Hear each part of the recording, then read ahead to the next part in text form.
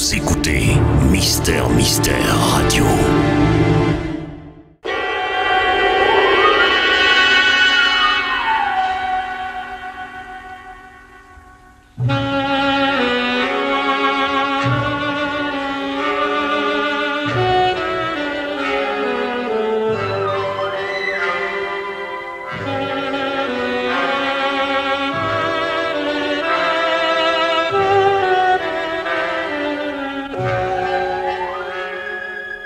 À tous les amateurs d'extraordinaire et d'imprévu, à toutes celles et à tous ceux qui lisent le journal, surtout pour y trouver des histoires, Pierre Véry et Maurice Renaud présentent Faits divers, une émission réalisée par Pierre Billard.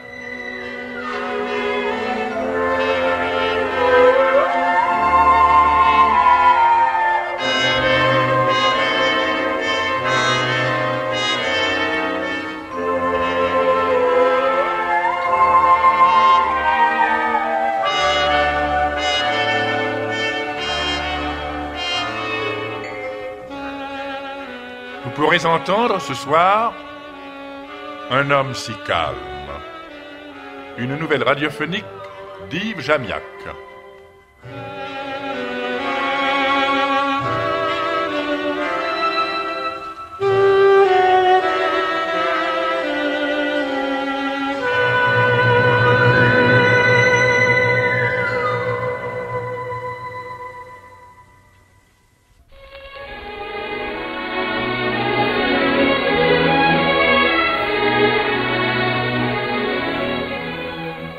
Henri Crémieux, Jean Brochard et Yvonne Villeroy dans Un homme si calme, une nouvelle radiophonique d'Yves Jamiac.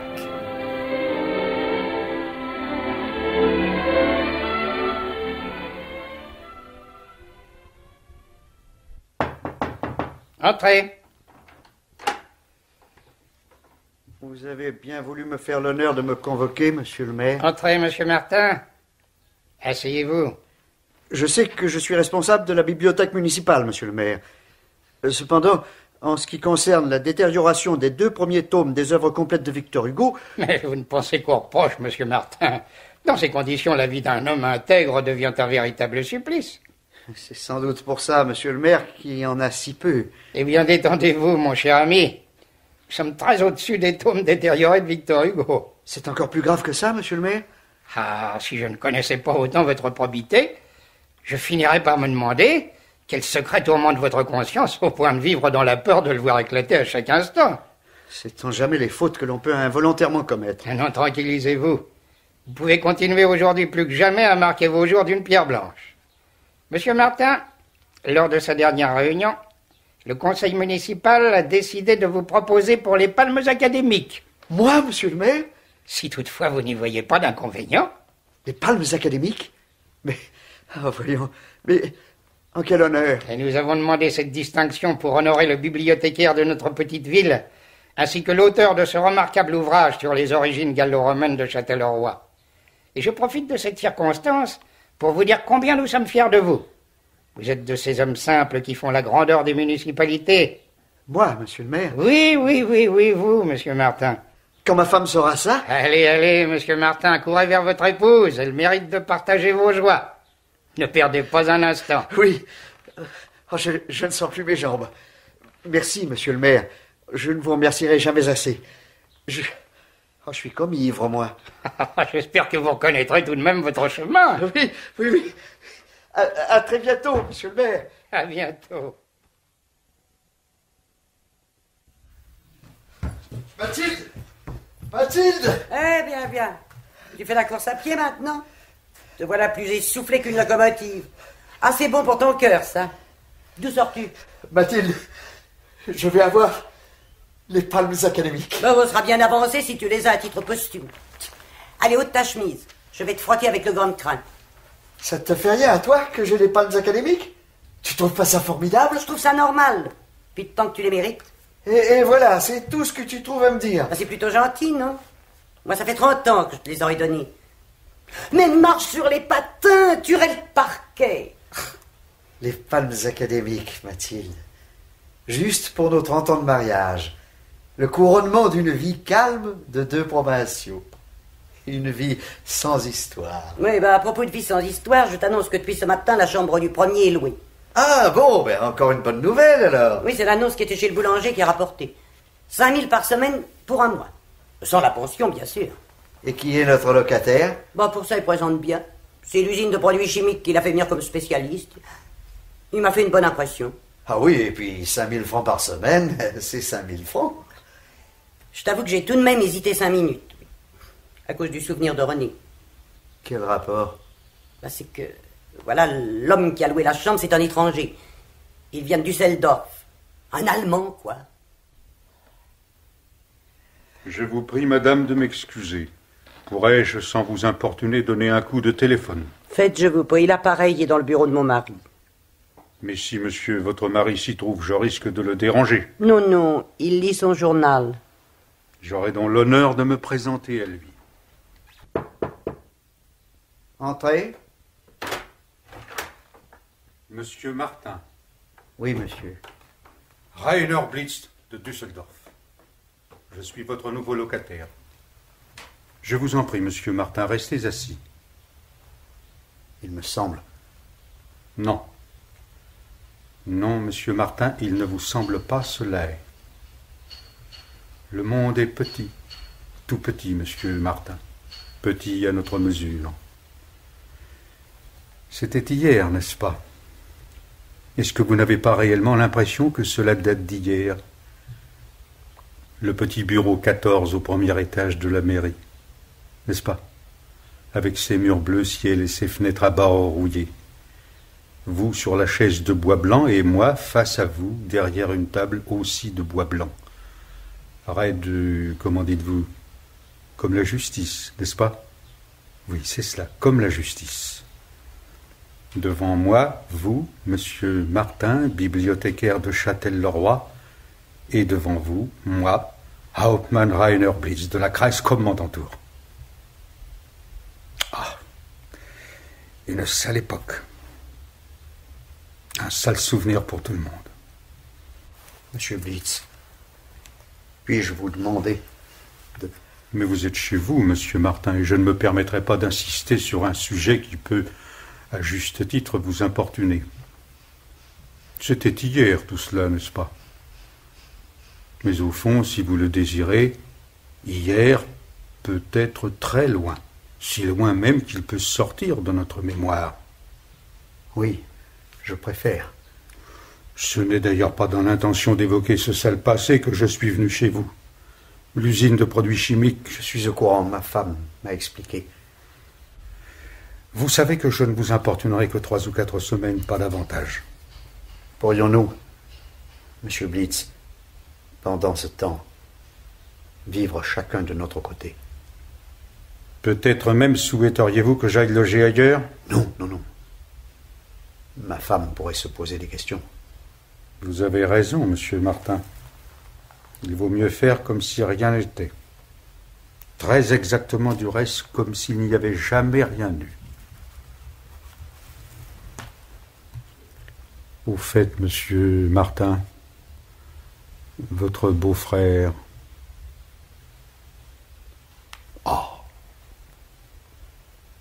Où déjà?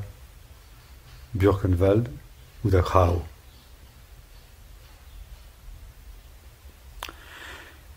Quelle saleté la guerre, n'est-ce pas? Je vous en prie, monsieur Blitz.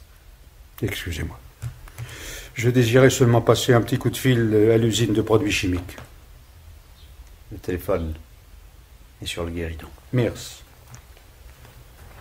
Monsieur Martin, je voudrais que vous sachiez que tout ceci, je veux dire cette vieille histoire, n'altère aucunement la considération que j'ai pour vous.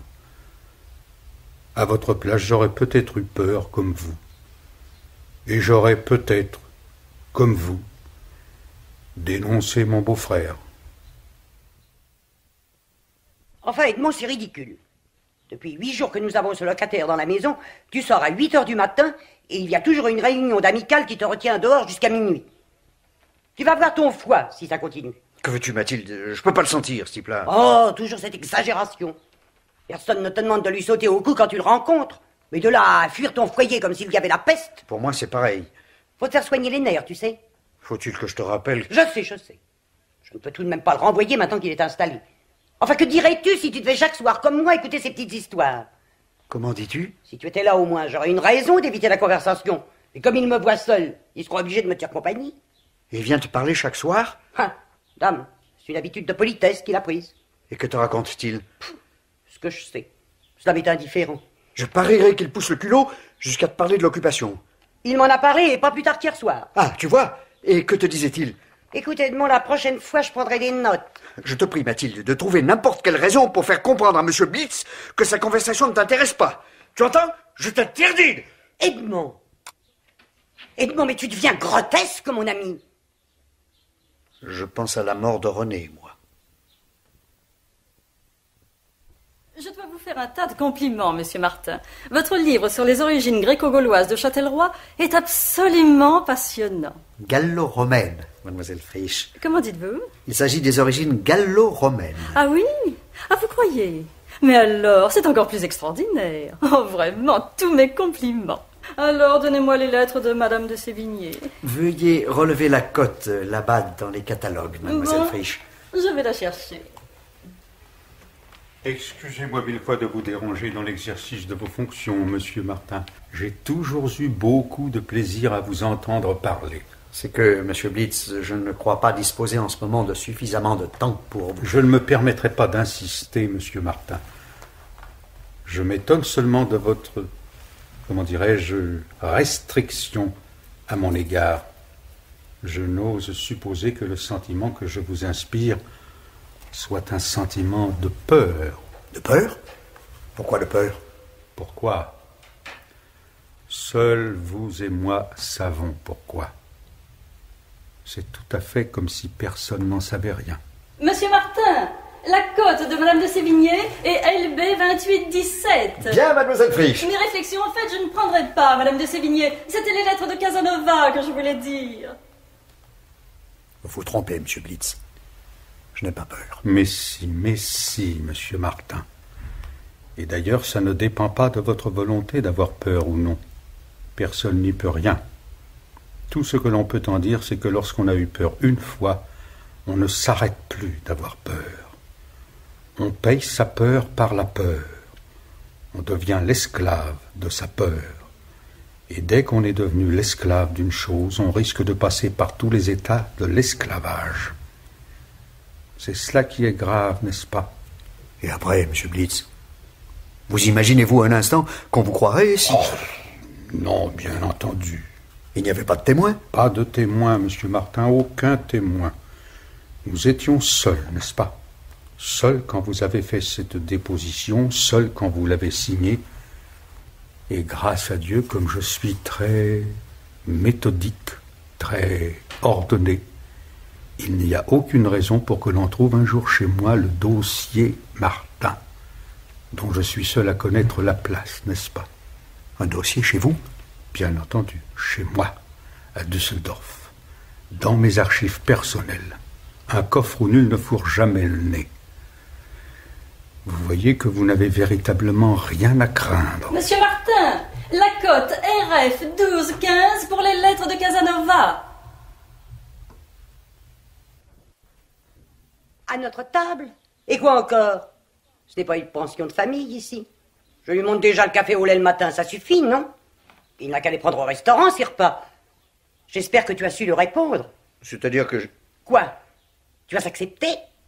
Écoute, Mathilde, à la vérité, je lui ai laissé entendre que c'était une chose possible. Eh ben, tu t'es trompé, voilà tout. Non mais... Et puis, enfin, qu'est-ce que c'est que ce retournement? Il y a 8 jours, tu faisais toute une comédie pour quelques mots que je lui adressais. Tu le fuyais littéralement, au point de ne plus pouvoir le supporter à la maison, et aujourd'hui, tu le veux à notre table. Oh. Mais c'est pas que je le veux, Mathilde. C'est que... Comprends-moi. Je comprends que tu lui as promis, c'est cela? Oui. Eh bien, je regrette. S'il te suffit d'une courbette et d'une formule de politesse pour te retourner comme un petit pain, il n'en va pas de même pour moi. Et je n'accepterai pas que M. Bliss s'asseye à la place de mon frère, tu entends? Je ne veux pas discuter, Mathilde, c'est inutile. J'ai promis à notre locataire qu'il prendrait ses repas avec nous. Je reconnais que j'ai eu tort. Mais je ne veux pas revenir sur ma parole. Oui, mais moi, je ne lui ai jamais rien promis. Je peux très bien lui... Non. Mais qu'est-ce qui te prend, Edmond? Mais rien. Simplement, j'ai décidé que M. Blitz mangerait à notre table.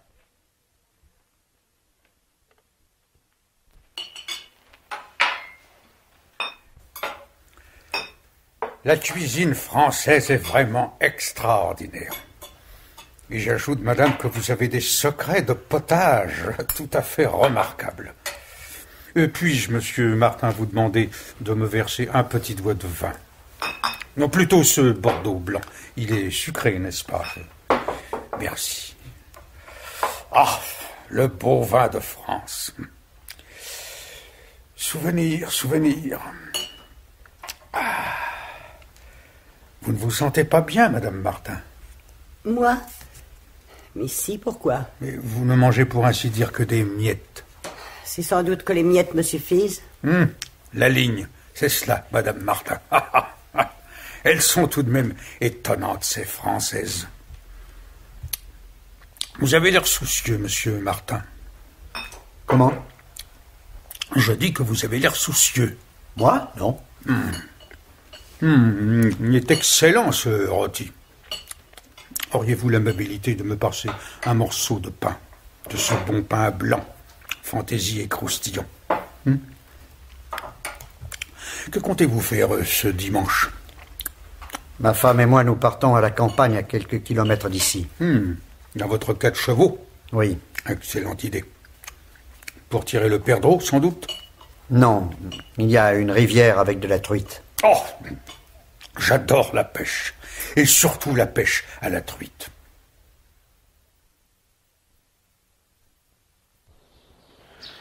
Laissons bouder les truites, monsieur Martin. Profitons plutôt du paysage. Un véritable monnaie. Je ne comprends pas pourquoi madame Martin s'est aujourd'hui privée de cette détente dominicale. Était-elle fatiguée? Oui. J'espère que cela n'est pas grave. Vous me paraissez anormalement préoccupé. Mais non, monsieur Blitz. Mais si, je le vois bien. Qu'y a-t-il, monsieur Martin?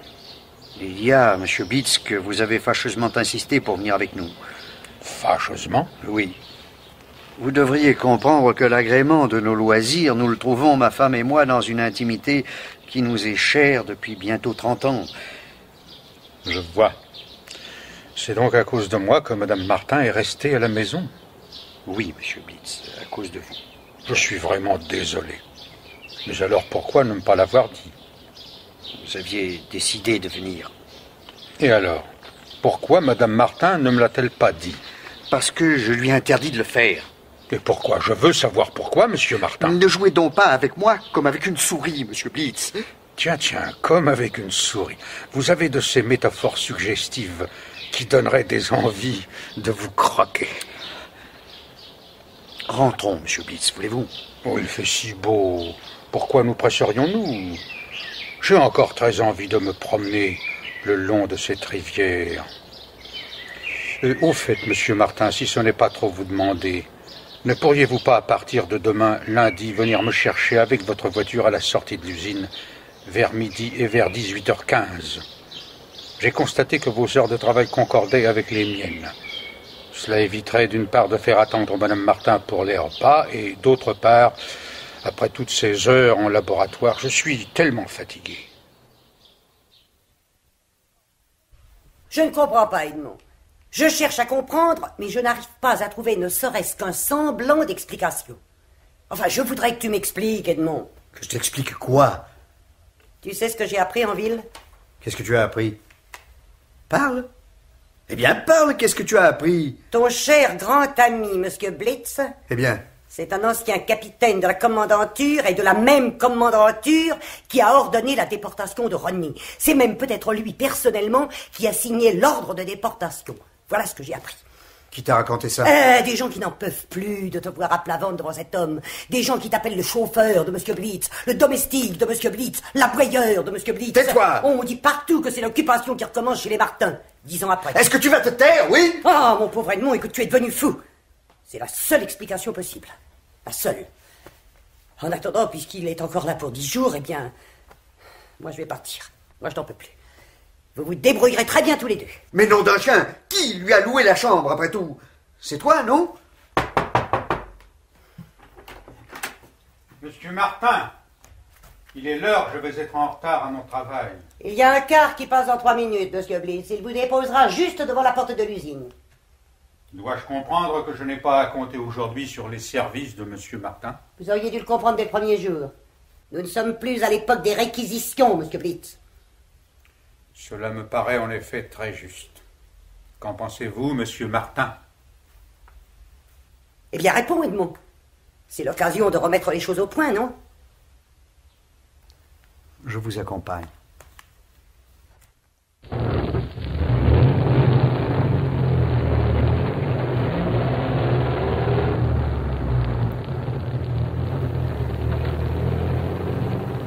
J'espère que vous avez compris, Monsieur Blitz, que ça ne peut plus durer.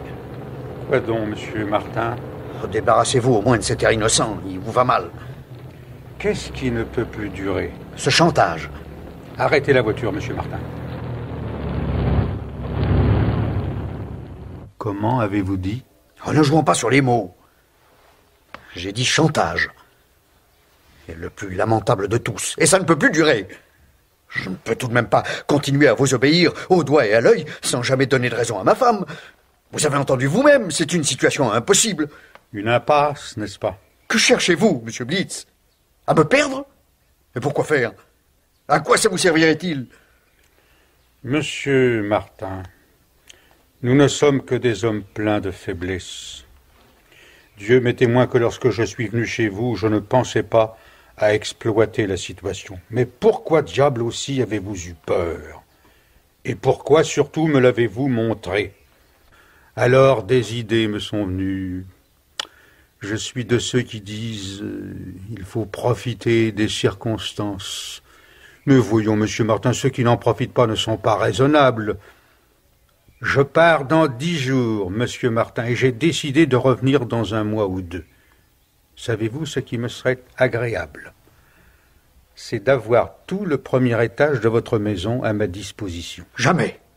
Vous entendez, j'aimerais mieux. Vous aimeriez mieux... Du reste, c'est impossible. Dans 2 mois, nous serons en juillet. Je pars en Corse pour les vacances. Vous avez peut-être une maison en Corse? Non, pas moi, ma femme. Oui, c'est à peu près la même chose. Où exactement? À Bastia. C'est merveilleux, ce coin-là.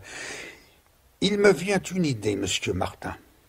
Je vous cède cette maison de Bastia 4 semaines par an. Qu'est-ce que vous en dites? Vous me cédez quoi? Enfin, disons 6 semaines. C'est à peu près le temps de vos vacances, n'est-ce pas? Cette maison ne vous sert à rien de toute l'année, sauf pour ces 6 semaines de vacances. Alors que cela fera tellement l'affaire de ma petite famille. Vous voudriez que... Mais vous verrez, ce sera très facile. Il suffira d'un tout petit papier signé par devant monsieur votre notaire. Je vous répète que cette maison appartient à ma femme. Et je vous entends bien. Et votre femme vous appartient et vous m'appartenez. Vous voyez la logique. Monsieur Martin, je souhaiterais que ce détail puisse être réglé avant la fin des 10 jours qui me restent. Est-ce que vous y voyez un inconvénient? Je vous tuerai, monsieur Blitz. Je vous tuerai. Vous imaginez-vous, monsieur Martin, la drôle de grimace que ferait monsieur le maire s'il recevait d'ici quelques jours une petite enveloppe de Düsseldorf?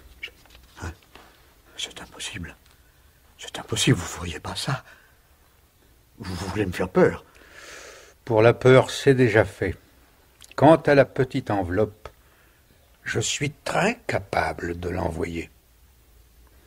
Je vais décidément aujourd'hui être très en retard. Cela m'arrangerait que vous fassiez un peu de vitesse, monsieur Martin, si toutefois cela ne vous contrarie pas trop.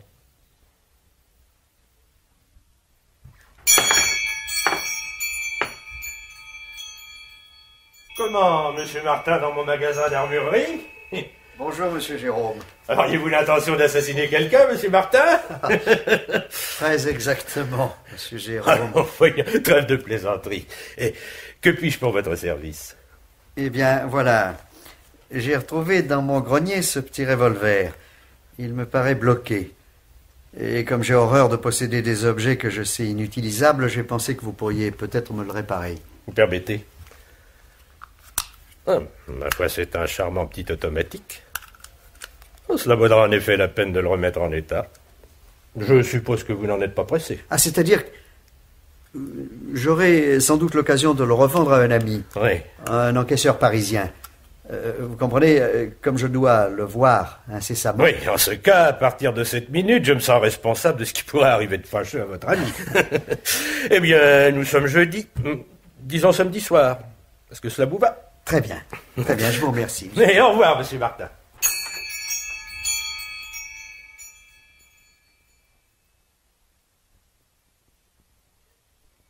Madame Martin n'est pas à la maison? Non. Partie? Envolée?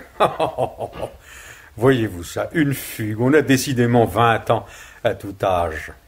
Elle restera absente jusqu'à votre propre départ, monsieur Blitz. Oh! C'est donc encore à cause de moi, comme je suis confus. Mais alors comment va-t-elle faire quand je reviendrai? Vous voyez, monsieur Martin, le mieux étant encore pour la paix de votre ménage que je ne revienne pas ici. C'est tout à fait mon avis. C'est pourquoi vous devez au plus vite arranger le petit acte de cession concernant votre maison de Bastia. J'arrangerai les choses au mieux, monsieur Blitz, je vous le promets. Vous êtes très, très raisonnable. Qu'allez-vous nous faire à dîner ce soir, Martin? Comment? Mais il faut manger, n'est-ce pas? Je vous laisse le soin du repas. Mais je vous rappelle cependant que j'adore les frites. Dites-moi, Martin. Quoi? Nous sommes bien jeudi aujourd'hui? Oui. Demain, je dois aller traiter une affaire à Saint-Paul-de-Vienne. Cela fait combien de kilomètres d'ici? 130 environ. Une simple petite promenade pour votre voiture, Martin. Je regrette, mais je ne pourrai pas vous accompagner. Pourquoi? À cause de mon travail. Oh, je suis convaincu que cela pourra s'arranger. Non, j'ai à faire l'inventaire de la bibliothèque. Mais réfléchissez bien. N'est-ce pas que cela pourra s'arranger? Nous partirons à 16h30. Et ce déplacement ne pourrait-il pas être retardé jusqu'à samedi? Vraiment, samedi vous conviendrait mieux? Oui, beaucoup mieux. Quel dommage. Cela me fait infiniment de peine, mais c'est irrémédiablement demain qu'il va falloir faire ce petit voyage. Bien rôti les frites, s'il vous plaît, mon cher Martin.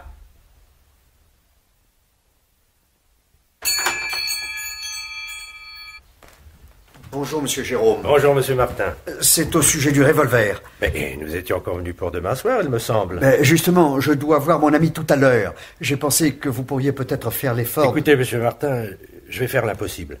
À quelle heure vous le faudrait-il? Avant 16h30, si c'était possible. Ouais, très bien, très bien. Passez dans cet après-midi vers 3h, monsieur Martin.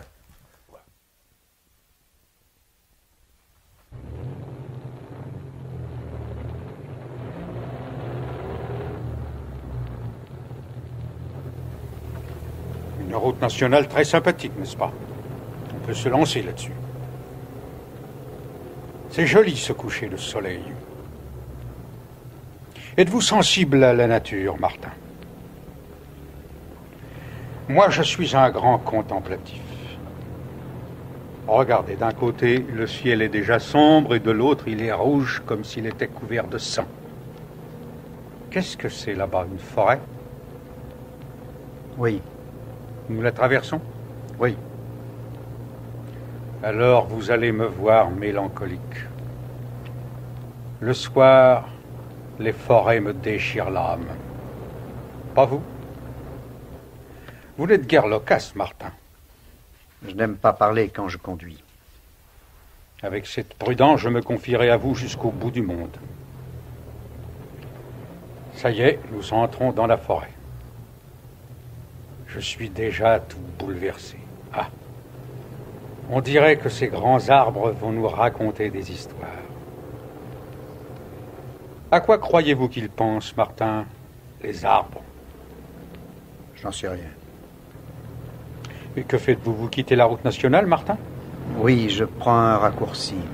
Drôle de raccourci que ce chemin forestier. Mais qu'est-ce que c'est que ça, des marécages? Mais on va s'embourber là-dedans.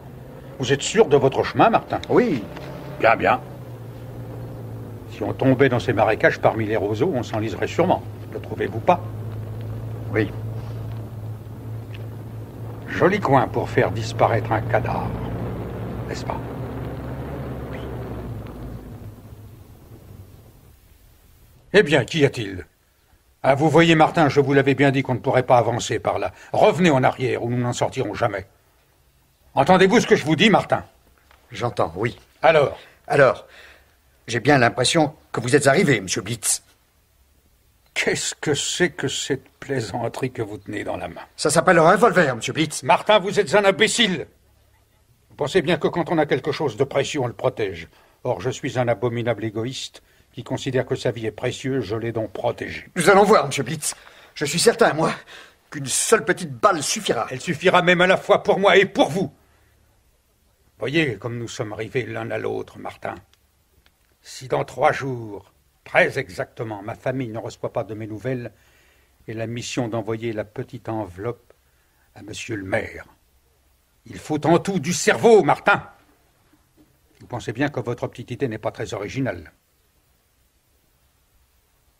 Alors, que décidez-vous, Martin? Dépêchez-vous. Nous n'allons pas moisir ici, comment dites-vous, 107 ans? Je suis un lâche. Un sale petit lâche qui n'ose même pas tenter sa chance. Sa chance? Eh oui, voyons. La chance que ce que je vous dis soit faux. Peut-être que l'histoire de la lettre à faire parvenir au maire dans les 3 jours n'est qu'une invention pour me tirer d'affaire. Peut-être même que la preuve de votre trahison n'existe pas. J'ai peut-être inventé tout ça, mais voilà, vous n'en savez rien. C'est peut-être faux, c'est peut-être vrai.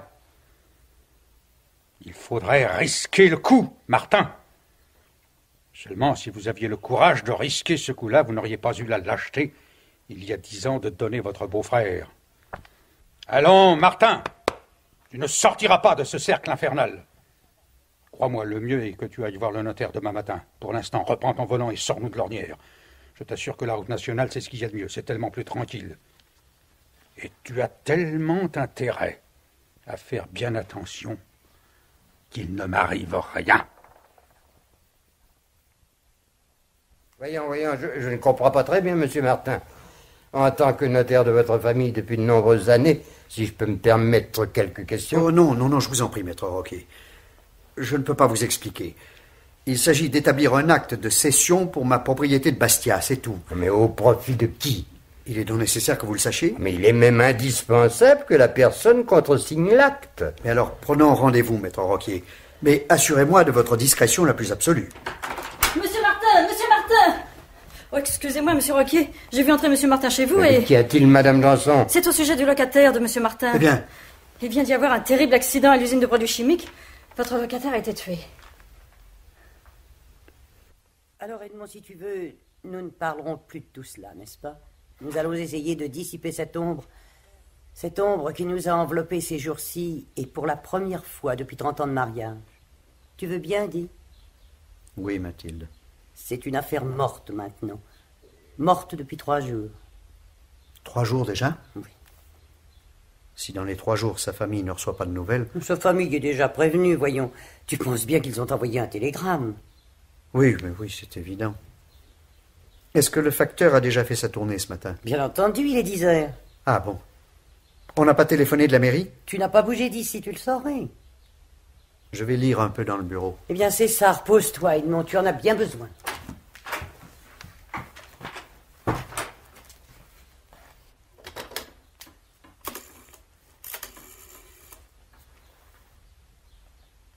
Allô, la mairie? C'est vous, Verrier? Ah, oh, excusez-moi, monsieur le maire. Je n'avais pas reconnu votre voix. Ici Martin. Bonjour, monsieur le maire. Non, un peu de fatigue seulement. Je reprendrai mon travail demain. Merci, monsieur le maire. Vous n'avez pas à me voir spécialement aujourd'hui? Non, très bien, monsieur le maire, très bien. Au revoir, monsieur le maire. La lettre serait déjà arrivée. Une invention pour se tirer d'affaire. Bien sûr. Une invention.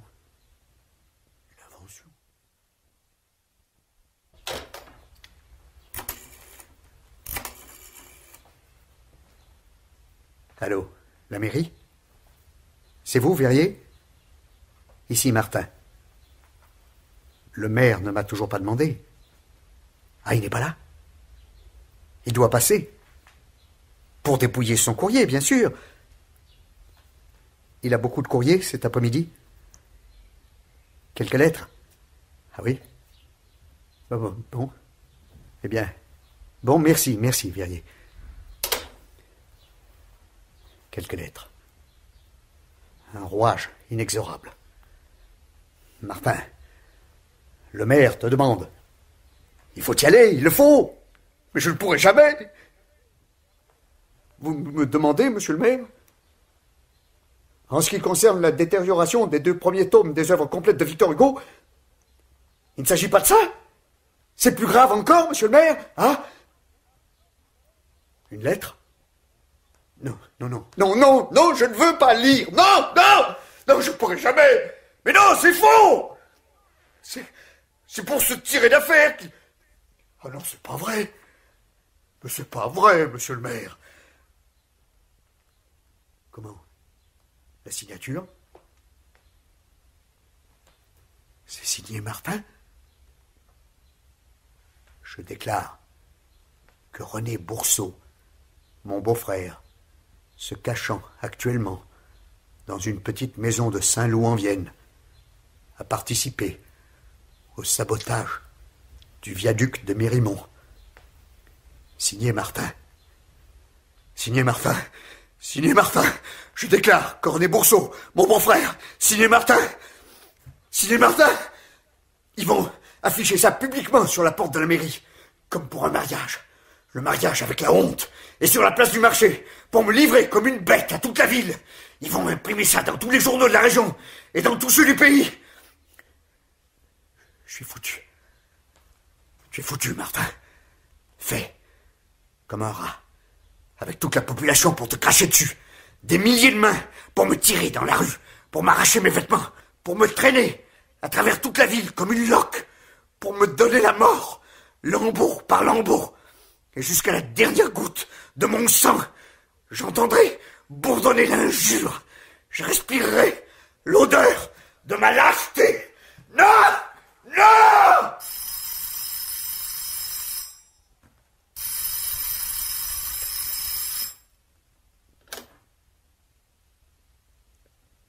Allô? Oui. Qui? Ah, c'est vous, Verrier? Comment?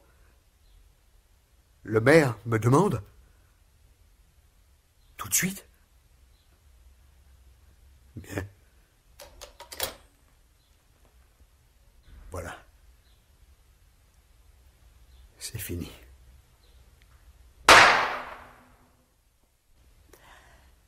Je n'y comprendrai jamais rien, monsieur le maire. Un homme qui fut toujours si calme. Oh, c'est un effroyable cauchemar. Nous ne saurons jamais, Madame Martin. Il a emporté son secret avec lui. Je venais de recevoir la réponse officielle m'informant que les palmes académiques lui étaient accordées.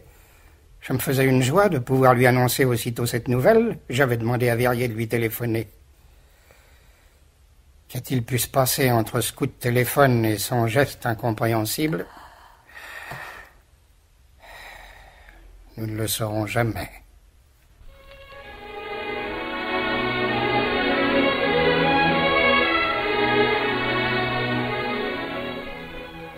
Un homme si calme, nouvelle radiophonique d'Yves Jamiac, était interprété par Henri Crémieux dans le rôle de Martin et Jean Brochard dans le rôle de Blitz, avec Ariane Murator, Paul Fèvre, Albert Gercourt, André Vasselet et Yvonne Villeroy dans le rôle de Mathilde.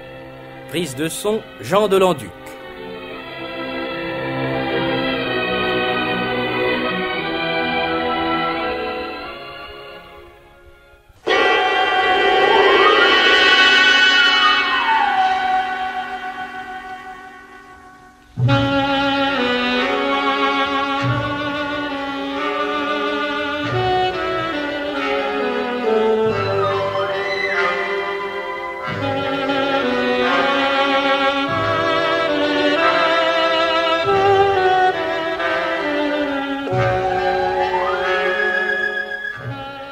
La radiodiffusion française vient de vous présenter Faits divers, une émission de Pierre Véry et Maurice Renaud.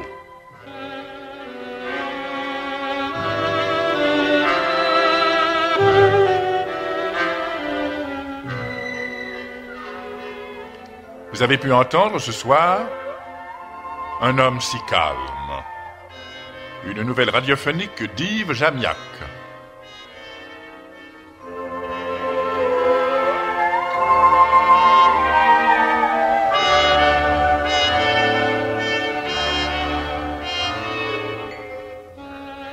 Assistant Jean Garetto, réalisation Pierre Billard.